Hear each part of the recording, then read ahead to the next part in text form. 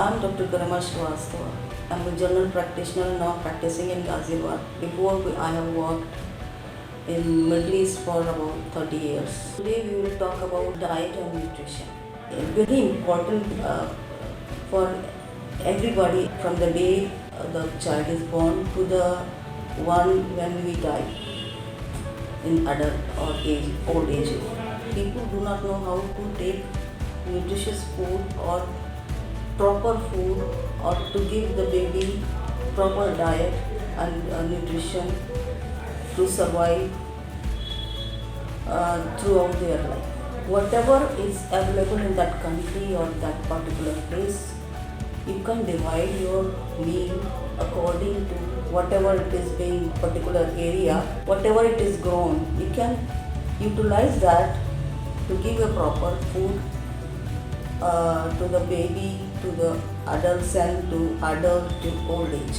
It depends on anybody from very childhood and to the old age. The diet may differ.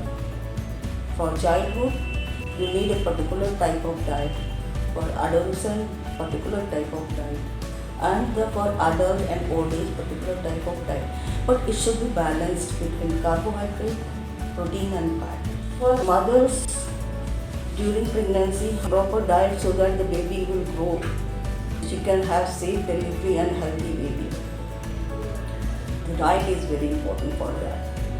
During pregnancy, they should get proper protein, proper carbohydrate and proper nutrients that they can get from green vegetables, fruits, cereals and non-veg things like eggs, fish, which is very good for source of carbohydrate and vitamin D and A and other vitamins also there, which is very good for mother and baby. Fruits are very important.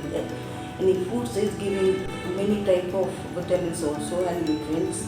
The vitamin C, B and other vitamins you can get from fruits.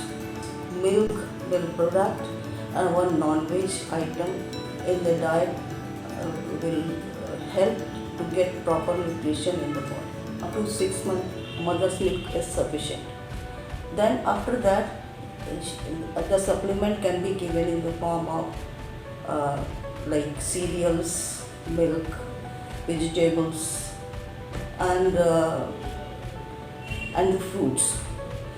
Is if you mix all these things together or in divided way, 5 meals a day can be given to the children, then it is sufficient to have a good to develop a good immunity in the baby. This immunity will make the baby fight the infection or any infestation, so that the survival rate will increase, and the lack of nutrition or undernutrition or overnutrition, this malnutrition will not be there in the children.